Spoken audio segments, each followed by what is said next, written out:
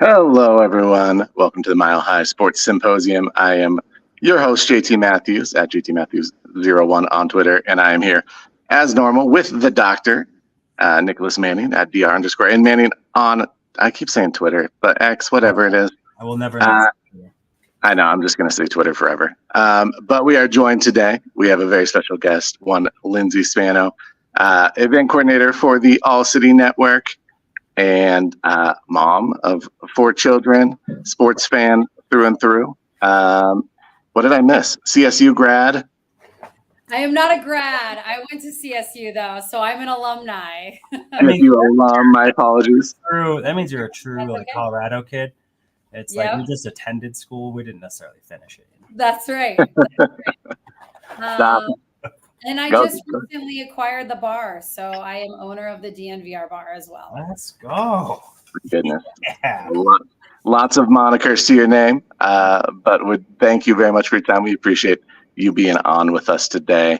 We'll just kick it off and just Doc, how are you doing today? We always kind of give a little just a refresher. How's everyone feeling?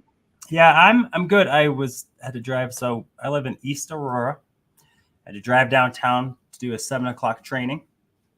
I was up at 4:15/4:30, like I used to be when I used to work out like super early. Yeah, no, I don't do that. Like I found out real quick why I don't do that anymore. Oh man, I was a maniac. I don't know why I did that for that long. But it was good. It was a really good conversation, and then had a super proud dad moment right now. My girls are home. Friends wanted her to play. She didn't really want to play. She just wanted to chill before we have gymnastics and other activities. And instead of ignoring her friends like normal, she went out there and talked to them about how it's not that she doesn't like them or anything. Like she just needs some downtime with her little sister. And I was like, holy crap. Like nice. That's like super proud. So I take 100% credit. Mom who's American family therapist, it's 0. But yeah, I'm good. And you know what? The wind has died down, whatever that crap was. Or that was crazy. Move to Kansas that apparently happened when we were sleeping has reduced some. So I'm all good. How about you both? Lyndsey, how you doing? I'm great, you guys. Gearing up for this 6 p.m. puck drop tonight in the bar, and hopeful that we can start a comeback like our Nugs did. So I'm excited for that. I have 4 kids as well as you guys. And so my oldest is graduating soon. She's off to CU Boulder in the fall. Very proud of her. I've got another kid that's a couple of them that all the athletics going on and is recently overcoming an elbow break. And so we're doing therapy. So just, good old mom business stuff. Mom, staying busy. I think the synopsis, right? And it's like we have for sure work stuff, and we have this, and then we are like trying to heal from a traumatic injury. Exactly. Well, let's just jump into some. Well, we're going to do some sports talk at some point, but we want to talk about Lyndsey and just kind of your role within the All Sports Network, and specifically, like you said, you've taken ownership of the DNVR bar, and I've yet to go, and the doc and I have talked about it. Multiple times. We just with all the children and stuff. I've been. JT is the. Wait, you've been? Oh yeah, I've been. Yeah. I maybe just set the table a little bit. And so one reason why I really wanted to have you on is I think you have a unique perspective from kind of the behind the scenes stuff. And for people that maybe aren't familiar, so the DNVR network had started quite a while ago as the BSN network. And really there was, it was kind of like your friend tells your friend kind of thing, like, hey, I heard this really good podcast, you should check them out kind of thing. And then there was a boom, I thought, and really the way that content was received. You all had really been kind of in the beginning throes of the podcast game and marrying it with articles and all that stuff. And I thought that was really good. You were leaders in that. Up to now, right? Multiple locations in different cities, right? The All City Network. and I'll let you talk about that. But just from distance, watching how tremendous that has been, knowing that you also did it during COVID, opening a bar, which is significantly different better than media, right? And bringing all that stuff together. And so your unique perspective, not only as a huge Colorado sports fan, but the ins and outs of the behind the scenes stuff, the sales stuff, the marketing stuff, the partnership, and not everyone has that, right? We watch games and do it from a fan perspective, but you have to marry that with, how do we provide good customer service and all of those things, and now in different cities, it's uber impressive. So I thought I'd let you kind of start from the floor and like, when did you come in? And like I was pretty much from inception. So BSN Denver was 2015. And Brandon Spano is the CEO of BSN Denver, now All City Network, and he happens to be my husband. So in 2014, he was kind of running the show. And, as a startup, everybody along the way wears several hats, right? So I was privy to kind of the sales side of things when he was hitting the phones all night long or in the morning. And he was really running through his sales team every couple months. It was just one person on the sales team, right? And I came from retail. So I came from a very quick sale, but I am very proud of my salesmanship. And first and foremost, I'm just the ultimate competitor. That's goes hand in hand with my diehard fandom. And so I said I could do that. I can sell media. And I knew nothing about it. And I had to pitch my husband on being his sales team. So much so that I really actually just started doing it before he hired me. Because mind you, when you're in a startup, you don't get paid. I didn't get paid for a very, very long time. But I saw his struggles, and I also knew that in the retail world, I really enjoyed it, but I knew that essentially it was going to go out as well. It was kind of, I saw that, we're going to more online things, just like with the building of DNVR, we knew that everything was going to be fully digital. And so I saw his vision, I saw his passion, and we're just both really driven humans. And so I pitched him on being a salesman, and that first year, it's shocking that he and I even survived a relationship, let alone building something. So inception of BSN Denver was 2015, and we didn't start. I sold banner ads on the website. We were written content, and then we were just Twitter faced, and communicating with the community that way. And then of course, covered the teams. And so we were in the locker rooms and, at every press conference and whatnot, but that was essentially what it was. I actually still sold some radio spots, inventory that he had. I sold some 9 News spots. So we kind of sold it as a package. And it wasn't until 2018 is when we launched the podcast side, maybe 2017. I always mix up the years now, and we launched it as once a week. And so our mantra, as you guys probably know, but for the listener, is we just want to make it more fun to be a sports fan. It's the ultimate goal. We want to be engaged with the sports fan. We are them, they are us. And so when we launched podcast, we launched it as once a week. And we asked for the feedback from the listener. We're like, would you guys listen to more of these? And they're like, oh my God, we would listen to them every day. And we're like, okay, that's a lot of work. Again, everyone's wearing a lot of hats. They're still doing content. They're covering the team. Now they're doing the podcast daily. But we listened to them, and you just start from somewhere. And so you slowly grow that. And then in 2019 is when we rebranded to DNVR.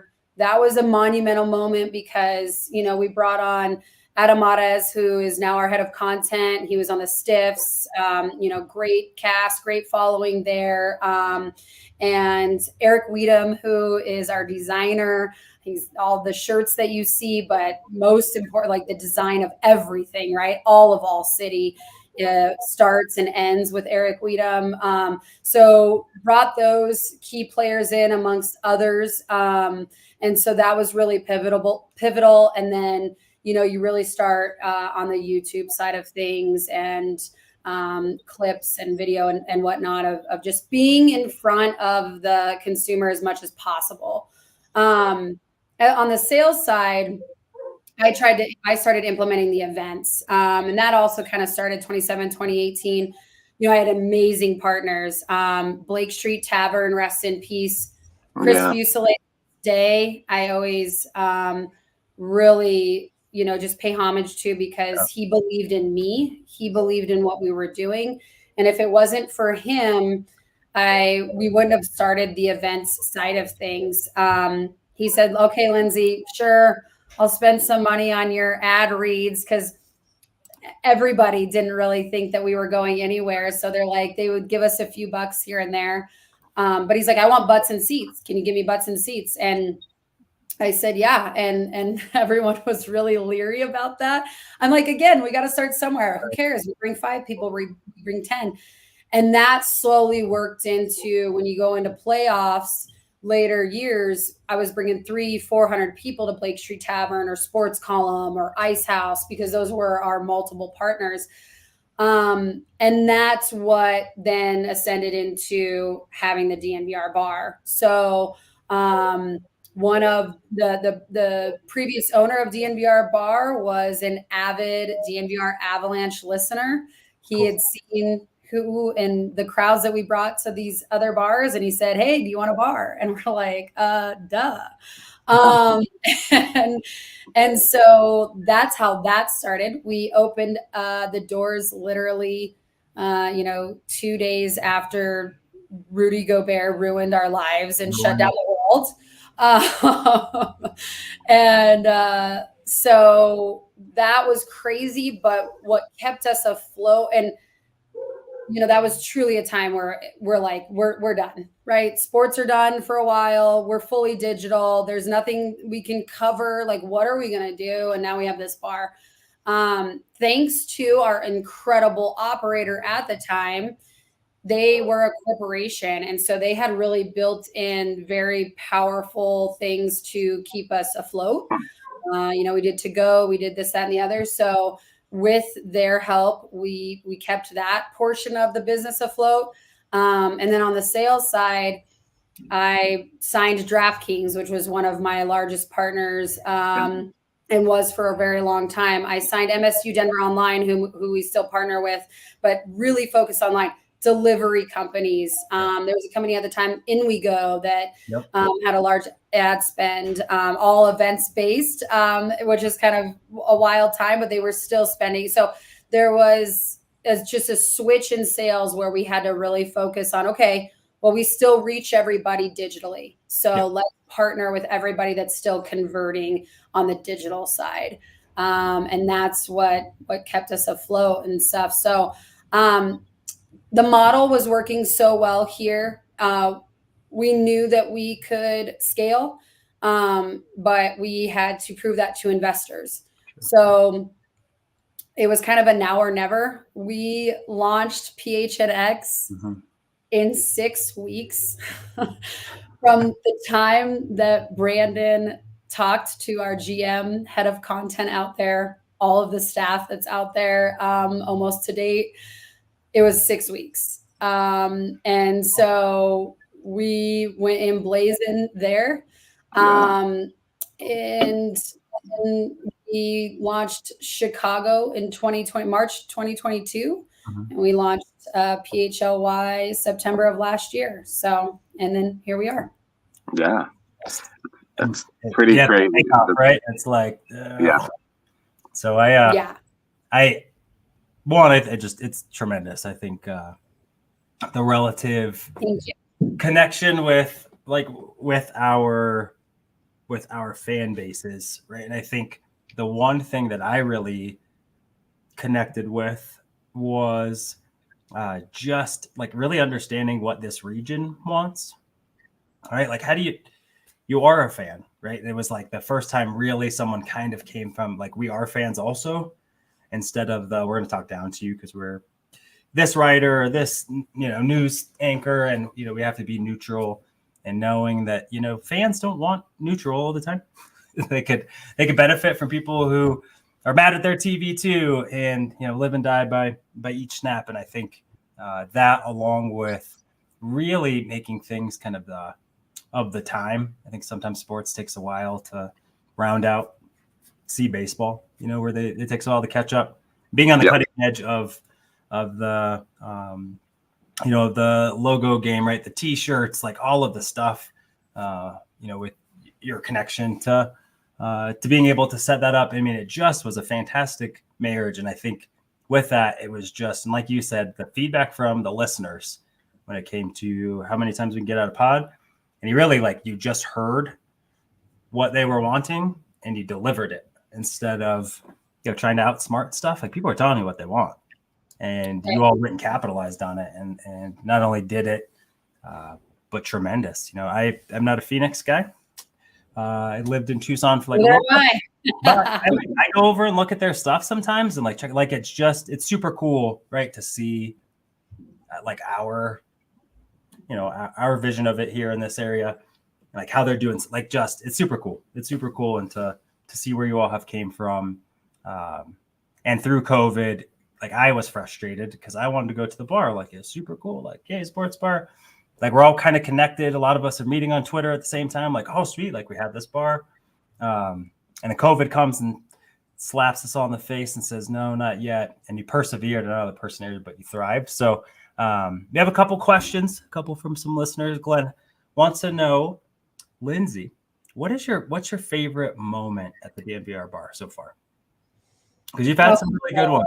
I mean, we've been able to be there for championships and big playoff moments, quarterbacks get drafted in the first round, a whole bunch of things. So if you were there, what was the time that sticks out to you as that was it for me? Yeah, there's definitely so many, but I always go with what first comes to my head, and I would say the 2022 Avs championship. I, like most fans, we live and breathe football because that's what we know, right? It's kind of the easiest to pick up on, or you have the most family members that understand it, that are willing to teach you as a little kid, whatever. Sure. Whatever the reason is behind that. And then when you get in and you just become a sports lover, like I did at a young age, you learn them all and you start loving them. Hockey is one that I did not come from a fluent family. We had a lot of kids in my family. So sure, I remember as a little kid, watching the Avs win the cup at a young age, but that's all I remember. I remember watching those few last playoff games, being hype. It's cool. We're the Colorado Avs. When I got into this role and being surrounded by media members, hockey quickly became my favorite sport to watch and consume.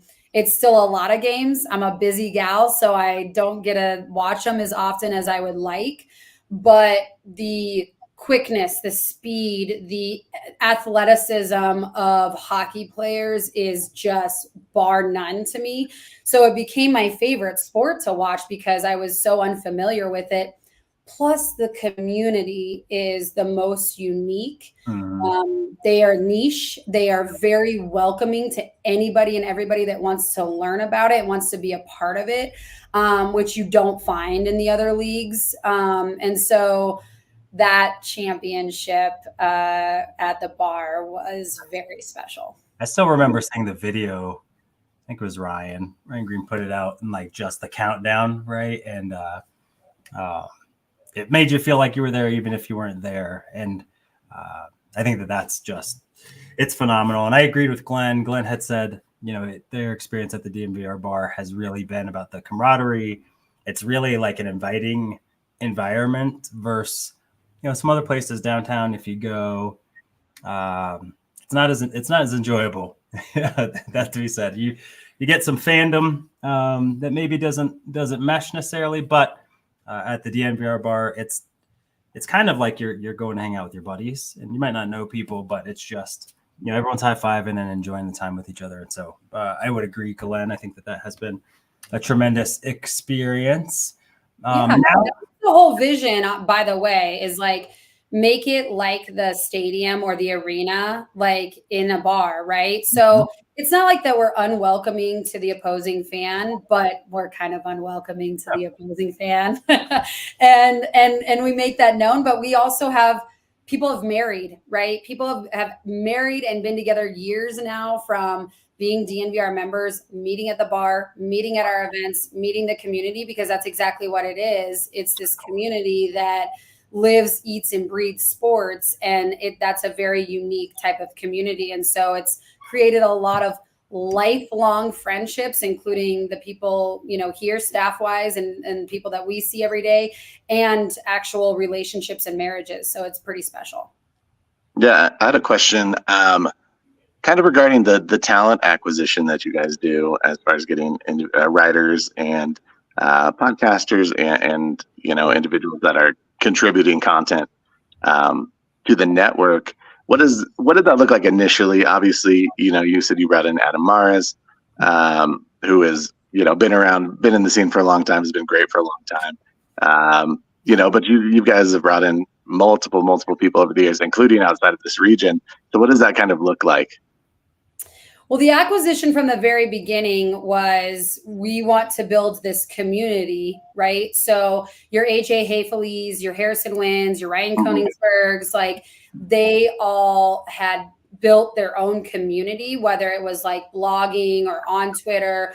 And so that's what Brandon looked for. He was like, I know that we can really touch all of these fan bases significantly if we bring in these really talented, obviously all very talented, all very knowledgeable. AJ Hayfeley, that covers the DNVR Avalanche, is a sports savant, one of the greatest, most interesting people to talk ball with in any sport. And so he found those people and knew that they were connected with the community and also extremely intelligent in their sport and well-rounded. And then when it goes to, and I can only speak to this at a high level since I don't definitely recruit and I'm not media, but is that same model and that same look when we go to other markets. It's like, okay, who is kind of the face of that sport or team and or market that the community is interactive with? Because we do want to make sure that we are leading from the crowd and we aren't these talking heads, and that talent in other markets, they might be a great writer, they might be great on social, radio host, TV host, what have you, but are they engaged with their community? Do they care about the fan? Because that will always be first and foremost the model going forward. So that's kind of how they're acquired. I love the kind of the view from the stands, right? Like, they're amongst the crowd, and to be able to see it and discuss it as the fan would, right? And that goes like hand in hand. Not only that, but credible additions from Andrew Mason to now. I think Todd Davis is fantastic. Being able to get players to be able to come brings another layer of validity. And so kudos. I know that we are barely scratching the surface, but it definitely is it's visible. And I've had the fortune again from following for a while and being able to see the growth in time over change. So I think that could be commended. Now I want to kind of grill you a little bit on your fandom. Okay. Grill you. But JT asked me to have this prepared earlier. I was one of the few that when the Nuggets were down 0-2, I did not waver. So they're going to win game 3. If they win game 3, they're going to win game 4. We're going to come back to this podcast today, and the Nuggets are going to be up. And I was right, obviously. So super excited about it. But I can't, so I have a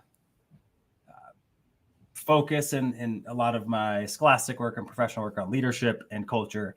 And it always fascinates me just because of how fickle it can be and all that stuff. And being able to see how the Denver Nuggets have been put together and are successful, and how that connects to Nikola Jokic and Nikola's demeanor, Jamal's demeanor, right? Like this kind of group, I didn't see that was going to waver.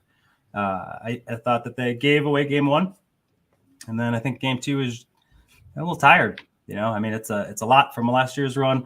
What's been your take on, the Nuggets? Did you believe when they were down 0-2, like my man Dion would say? And how do you feel about not only the series, but are we going to have another countdown to a championship at the DNVR bar? I am always a believer. But 0-2 was really, really scary. I won't lie. I mean, you have Tim Connolly, who knows the Nuggets and built the Nuggets the way that he did. So, and you have an incredible defensive team in the Wolves. It's like really they're built to take down a Denver Nuggets team, and that's scary. So, and then, you're going on the road. So it's, I always believe you're always sitting there as a fan. I mean, look, I'm a CSU Ram. Okay. I will talk shit till the day is long and everything. And I have this, Brandon would say, is like, Lyndsey would say she could take on Mike Tyson. And I'm like, well, he's old, so I'm always a competitor. I always live in like a believer fantasy type world. And then you also are a realist. So you just knew that, and what it feels like now, I should say, is if we can still take the Wolves down, because we still have games to go, right? And I'm not so sure it's game 6. I think that we do take them down, but it might be a game 7, right? But if we take them down, I do think that we have another championship at the DNVR bar. So I'm hopeful for that. Well, I thank both of you, because I far too often let the analytical and reason, like, I'm like thinking statistically, like, oh, we're down 0-2.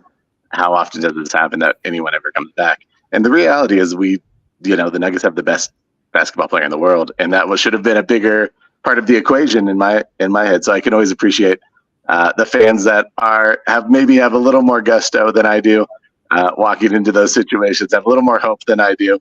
So I can certainly appreciate that. And it's just been a lot of fun to watch. Maybe if you don't mind kind of reflecting just as a fan on watching Nikola Jokic, and I want to get into the Avs obviously also, but with McKinnon in the season he's had, with Jokic in the season he's had, and just kind of seeing that sort of success on an individual level, but also on a team level, compared to maybe some of the years of the past that you've been watching. How do you feel about the state of Colorado sports, and specifically Ball Arena today? I mean, it's on fire, right? Like, especially having the other markets, we do not realize how lucky we are in the state of Colorado. And as a fan,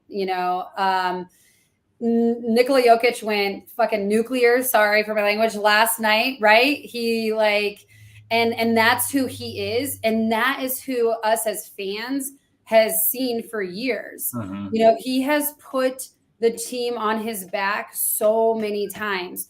What's really cool about this year and the gelling of the team overall, I'll be honest, I love Jamal Murray like everybody else does, but Jamal Murray scares me.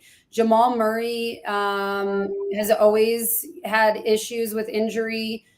Jamal Murray is a more emotional player than we would probably like to see and witness, as great as he is. It doesn't take away from how great he is. Sure. It's because the emotion helps him and propels him at times, right? But there's been multiple times where it has hurt him and has hurt the team. But outside of those two, the great duo, this team has come together so well. I mean, Aaron Gordon has been unbelievable. And what's cool about Aaron Gordon is that he has gelled into this role player. He's, also elite. And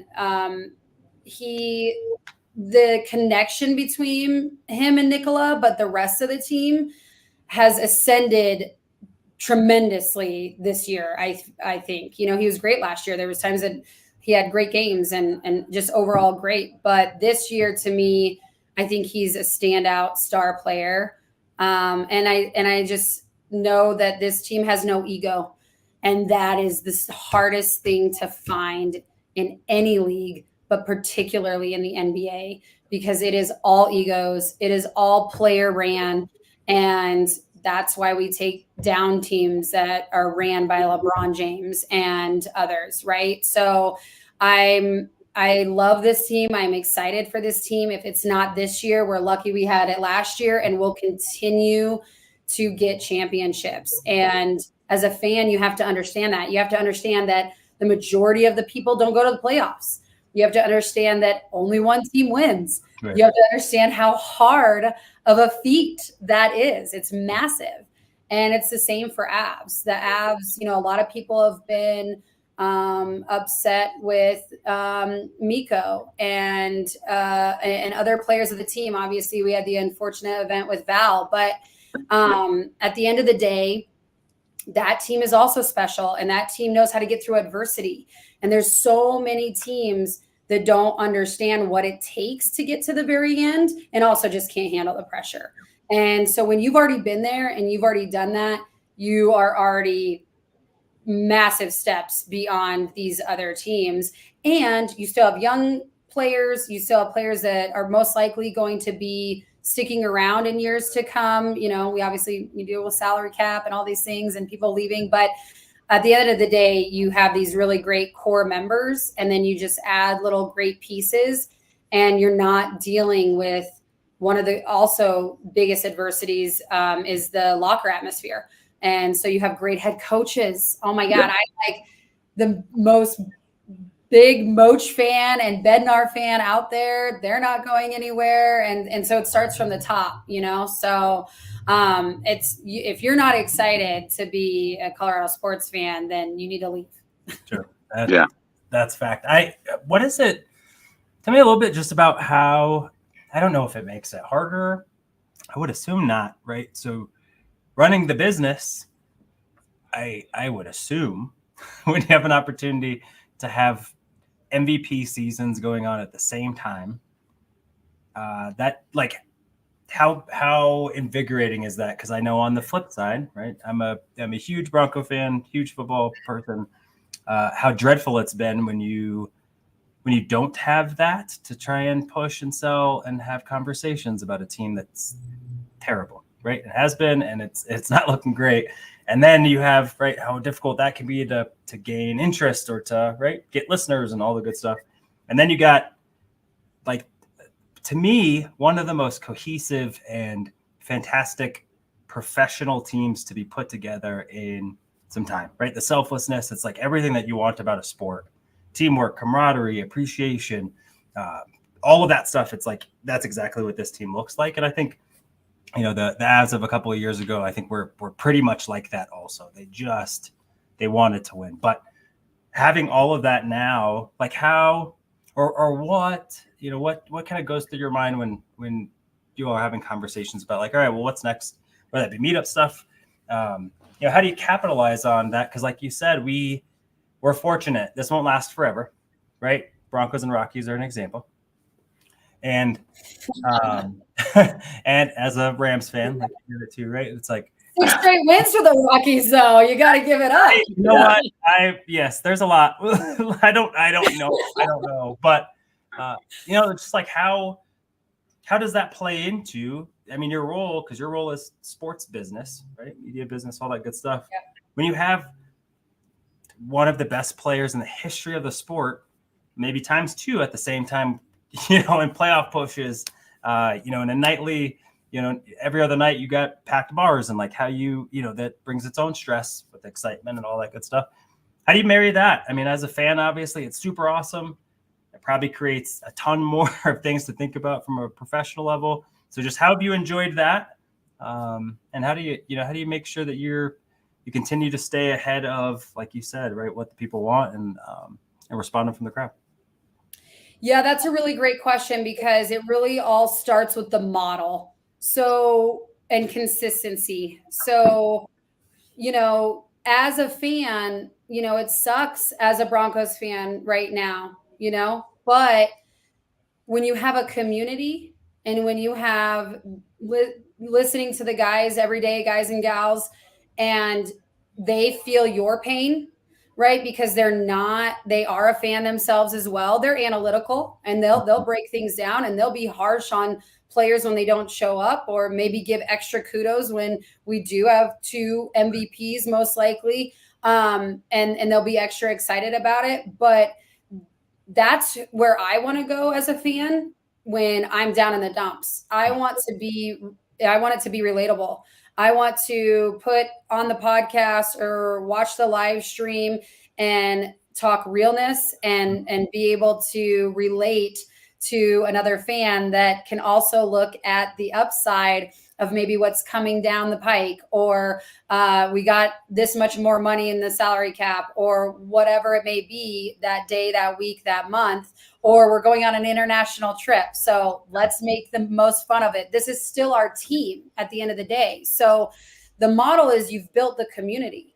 Yes. Is it fun, more fun to win and more fun to go on these championship rides? Absolutely. But we also know as a fan that that's very special and that's very unique. If you look outside to my other markets and you talk about the Blackhawks or the Bulls, they still have great engagement and interaction because they tune in to their favorite writer, their favorite host, to not only give them hope, but to sit and be sad together, So you, on the business side, you say, how can we make things fun again? Because we all still love this game of football or this game of baseball or whatever it is. We still love that. It's in our hearts and our souls. And, to us, it's not just a game. This is something that we cherish, that we love. This is our hobby. This is our way to get out of the house. This is whatever it is, a girl's night out, a guy's day out. Like, this is the way I get away from my family. So we look at it from that perspective too. We've built the consistency. They want to stay tuned in. That's how I used to always sell to partners. They're like, okay, well, like, we'll buy during the season. And I'm like, you don't want to buy just during the season, because here's my numbers. Sure, you have a few dips when it's off season, but these guys have created fun, unique ways to keep the listener and the viewer engaged throughout the entire season. And that's what we're building and will continue to build. So that's how you look at it. You look at it as just like how you look at it as a fan. Like, what do we want to give them? Because we want to be hopeful. Well, now we're going to be hopeful about Bo Nix, right? Yeah. Well, now that we're into it, are you a believer? I mean, how do you? I mean, it's the first time in a while, right, that that there is kind of hope. JT and I have talked about this. It's the first time that I can remember that I can see what the Broncos' plan is. Like, it's been a while that it's not just Band-Aid and all of that kind of crap. Yeah. So how are you feeling about Bo and the prospects of the season? Like, describe maybe how you're going into this year that's maybe different than yesteryear. I'm going into this year as probably the most indifferent human that I've ever gone into a football season. I'm like here for the ride. Maybe wrong choice of word there, but as we all know, like, you never know how a player is going to turn out. Bo Nix looks good. Like I am hopeful for a Sean Payton building around what he wants and his vision. We all know his accolades. And he came into a situation that he wasn't building, right? So there's hope there. I am a little tarnished. I am a huge Russell Wilson fan. I have been for such a long time. I watched him hit. He's probably one of the most players that I've watched outside of the Broncos. I love Pete Carroll. Like so I was sad. I was sad that Russ didn't work out. But now it is what it is. It's like, I love football, right? I can't wait for the tailgates. I can't wait to be hopeful again. I can't wait to watch training camp. I can't. So like that, I'm indifferent in the sense of like, how is the team going to be? I don't know. Like usually I am like, I'm like, we're going to crush it. Or I'm like, this is, it's going to be kind of crappy we're in a rebuild and it's going to be like, I am so indifferent. I am just ready for football. Like the next football fan. Yeah. I have you can ask the question real quick. Yeah. Sai wants to know, Lyndsey, what advice do you give? So staying patient, the whole nine. The team has struggled for a long time. As a longtime fan, what's your advice to Broncos country? And if I can just add something, you said something that was really interesting to me because I've thought many times, especially most recently after the second game lost to Timberwolves.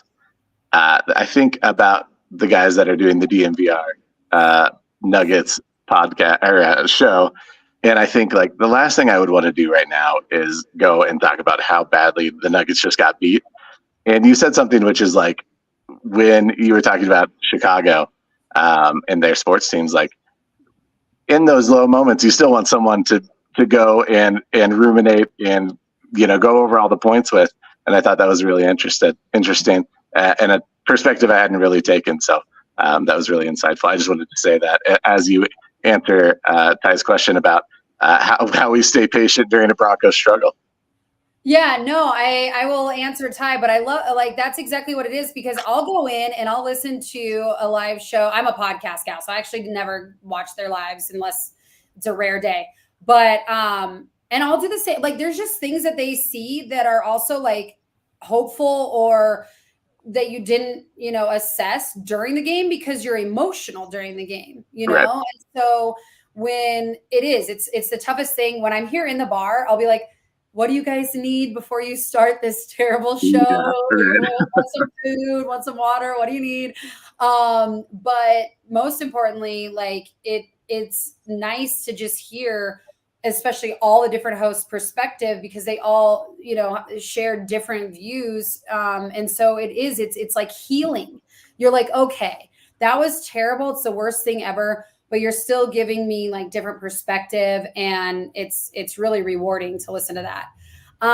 Ty, the struggles of this team has been awful, but again, I also think that we are spoiled as Denver fans. We have 3 championships. We had an era of John Elway and all of these greats. Pat Bolin was an incredible owner. And so I still don't think we realize how special we are and how unique we are to the overall look at sports and fandom of sports and how little people win. Like it's football, especially there's so few games, right? So it's like, I'm a fan. You get, people that are like, I'm not going to spend any money. Like, let's talk Rockies, right? I'm not going to give the Monforts my money, this, that, and the other. You do you. I support whatever, people want to do. But I'm a fan. And I like sitting at Coors Field and watching a baseball game. And I definitely will always cheer my Broncos on. And I think at the end of the day, it's hard. These guys have been playing football and basketball and baseball their entire lives.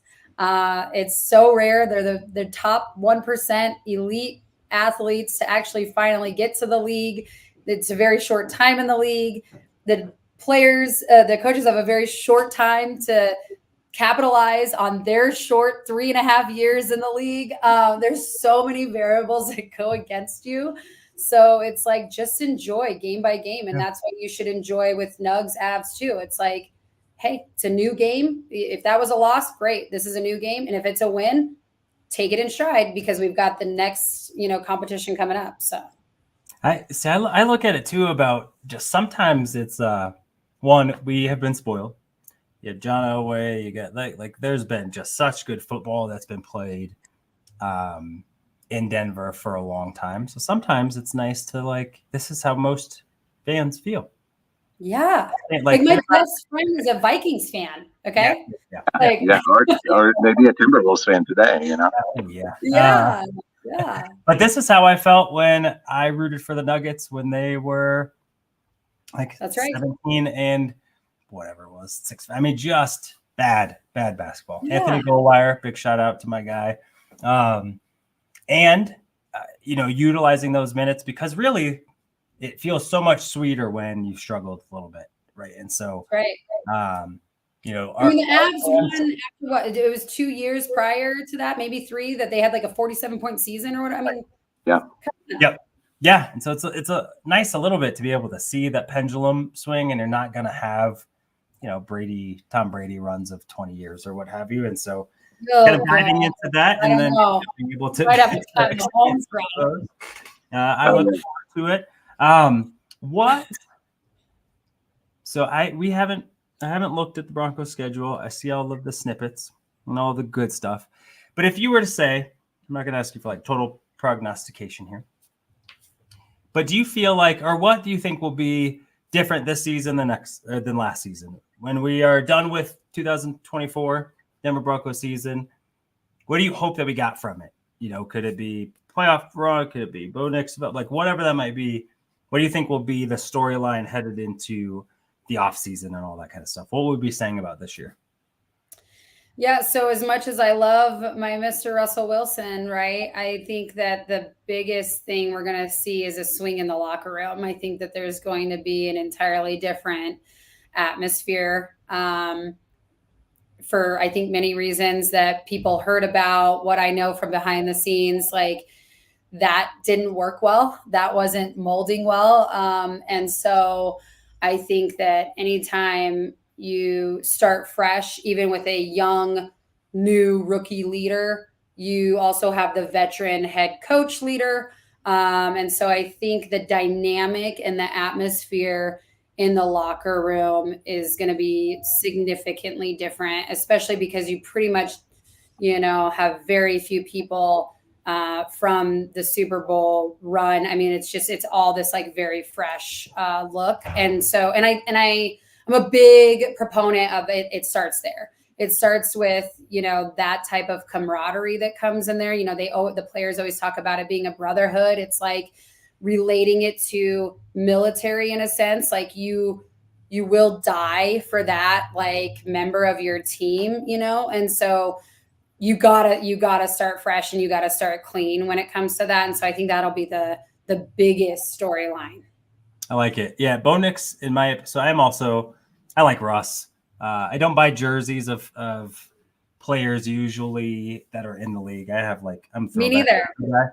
But I got a Russ one, and I was I was super pumped about it. I was stoked. So it really hurt that I was what could have been the excitement that went around that. What I see too is Russ is a me guy, in the sense of brand, all that good stuff, right? And I don't fault him for any of that. I think he trains hard, he plays hard. So whatever you do in your free time and how you build up your stuff, go for it. I don't care, and I'm not looking for those guys to lead me. I don't need to be like Russ to appreciate what he does on the field. But Bo Nix is it will be drastic. I'll be able to say what it will look like on the field will be significantly different in terms of it will look much more like Drew Brees is playing for Denver than what we had last year. And I think not only that, but Bo Nix isn't he's not a me guy. And so there won't be a lot of welcomed or appreciated spotlight on him as a player from him, right? There will be a lot of opportunities to give other people some credit. So I'm super stoked about that. I'm super stoked for just kind of a youth movement of like, all right, we tried to hold that Super Bowl 50 team together with duct tape, like way too long. We should have bought into the fact that they did. I'm just happy about that. A root for the guys. They might struggle, they might not, but knowing like I can see the direction of the team, like that's exciting. If they go 6-11, but we see the direction, like that's exciting. So I'm super excited about that because that's how the Nuggets got here. That's right. Yeah. Right? Yeah. You see the plan, you go through your lumps, and then all of a sudden you have the best player in the world MVP 3 out of 4 times. And it's like, oh, okay. Right. They made a commitment. They made a plan. Yusuf, sorry, bro. Enjoy Portland. I like Jokic the guy. And then we're going to build. And they did, and they committed to it. And here's where we are. So that part I am super, super pumped about. Sports question before I ask a couple of questions from our folks for you. I want to, so I know. I'm just getting in the queue. That's all. Get queued up. So we're switching back to the Avalanche. Obviously, right before 2 days ago, right before Game 4, Valentin Nichushkin gone 6 months. Really big blow, and you could tell in the way that the guys were skating, just the overall air that seemed to be there. I think that they're going to come out, and I think that we're going to see a really spirited Avs team. One, because they're going to come back to Denver anyway. You might as well bring Dallas with you. And I think that there's more dog in them than we saw. And I think that they'll want to leave it out there, if not for Val, for themselves. So I think we're going to get a much more spirited effort. I think they're going to win. Would I put a bunch of money on it? No. But do I think they're going to win? I do.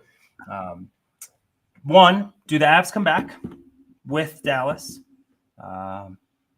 And do you think they have a shot like in the series? I mean, what's your take on the Avs? Are they going to come home?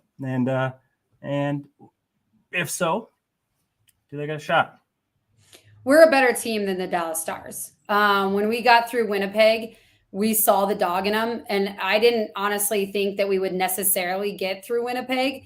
And we just blew my mind when it came to our offensive command. And that's been great, all year. We've obviously had a goalie problem. And what stinks about that is that like Georgie is like, he's fine, right? It's like you can be like just this mid guy kind of in hockey as a goalie, as silly as that may sound to some, but because if you have a defense like Cale Makar and team, and you have an offense that's led by McKinnon, like then you're good. Like you can give up 2 or 3 goals a game and be fine. And so I was just leery about Winnipeg because we lost so bad to them prior to the playoffs. And I just didn't know if like the dog in that team was like truly going to come out. And when I saw that, I was like, oh, it's on. And we're just a better team than the Stars. The Val news rips you apart. What we know is that in elite teams, we've been there before, right? So we talk about adversity and being there before, like we were in 2022. It's just a taste away when you talk about seasons, and they can get through it. It is really hard because you're still a human at the end of the day. They're all humans, but they know how to leave that stuff to the side, not necessarily the game right after. And we saw that in Game 4. So, but I do think I think they win tonight. I think that they overall have the dog in them. I just don't know if we're going to win the series. I do think we win tonight. Take it. Yeah. Yeah. I would be thrilled if that was the case. Me too. I'm gonna sneak my question in, and this is more of a Lyndsey Spano question, and just about your fandom in general. So I just wonder how your fandom has kind of evolved over the years. Obviously, you've been a sports fan for a long time, but intrinsically having that tied to business, I have to imagine that there's some. I don't know that it would be difficult necessarily, but there's probably moments where maybe you can't fully be a fan because you're thinking of something on the business side. And I wonder if that's the case, or if you have any examples of anything like that. But just kind of how has that evolution been for you?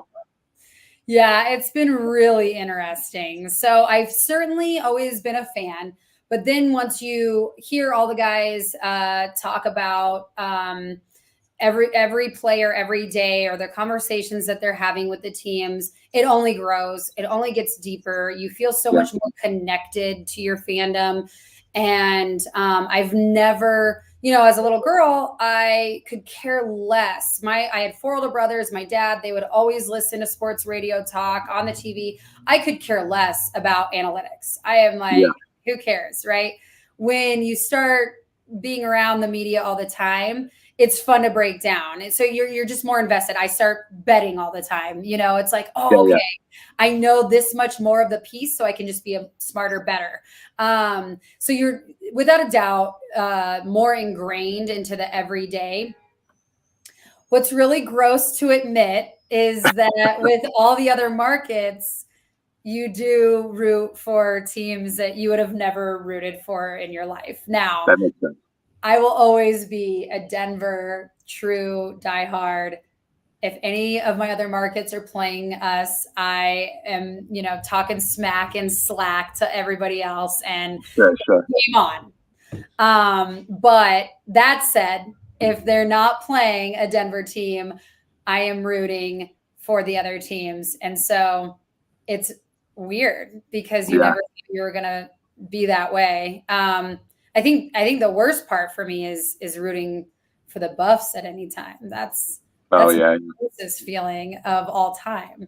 But yeah, I do because of the business, right? And you do want to see them succeed, and you do want to see the community come out and watch their team succeed. So that's where it's exciting. But that's how it's evolved, and so it's pretty weird. That is very interesting. It makes complete sense, though. It's just with the markets, it's hard. Some of my least favorite teams are the Suns and the Sixers, and so that's funny that you mentioned that. Just because, obviously the comparisons with Embiid and Jokic, and then just having that playoff loss to the Suns a few years back, and how intense and heated that got, and hearing the fandom. Twitter's not a great place to cultivate relationships with other fan bases, but it completely makes sense, and that's a really interesting take. So I appreciate you sharing. Yeah. And then maybe the last thing, just for our listeners, who wants to know, is there any more? What does expansion look like, or what's kind of the areas maybe that you all see that excite you? Whatever you're able to say, but. What's that, or, kind of what's ahead for you folks over at the NBR? Yeah, we still want to continue to scale. That is, the vision from very early on is that we will take over ESPN, and we will be in every market, and we will be on the sidelines, and we will be doing all the things, but contributing to that hyper local fan, the hyper local businesses that support us. So definitely you'll see us in more cities, but not privy to say.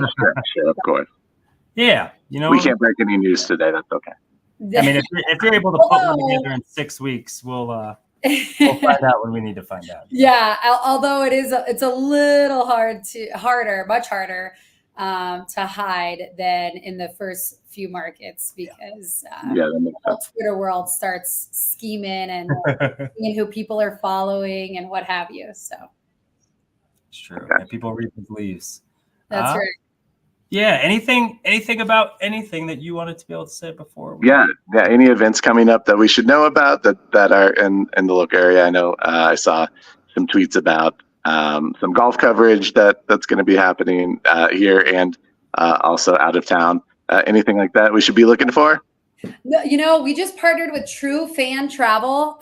We did partnerships with them last year, but one of my most exciting partnerships that we has really evolved, and that I can foresee us being together for many, many years. Very similar company in the sense of caring about their community and just delivering for that diehard fan. So what I would say first and foremost is to always follow the DNVR bar Insta for events coming up locally.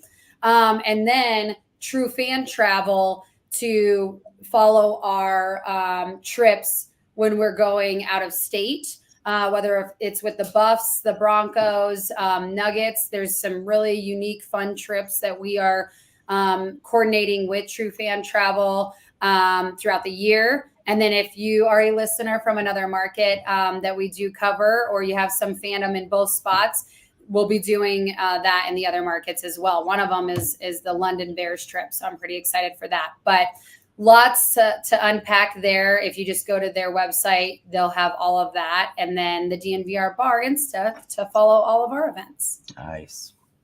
Perfect. Well, thank you so much today, Lyndsey. We appreciate your time so much. Just fun to pick your brain and kind of see where you guys started and kind of what that evolution has looked like, and obviously talk some sports too. So thank you. You guys, thank you so much. I appreciate you having me on. This was fun. Yeah, we'll have to do it again sometime soon. But for today, we'll call it a wrap. Thank you, everyone, for tuning in. We appreciate you. If you want to interact, you know where to find us on Twitter. We love talking sports. So if you want to just hit us up in our DMs or just, shoot a tweet at us, we'll certainly respond and interact with you. Otherwise, just thank you for being here today and watching, and we appreciate you. Go Avs tonight. Let's get a win. Let's see if we can get our top line clicking on all cylinders and pull out a win for us. But for today, we're going to close it out. Thank you. Have a good day. And remember, if you need a sports prescription, ask a doctor. Thanks. Right. Fast lane when I pass in the street, bag of money in the passenger seat. Tempo's been asking for me on the road from the west to the east. Way up, I might never come down, cause the coast's racking up the flight miles.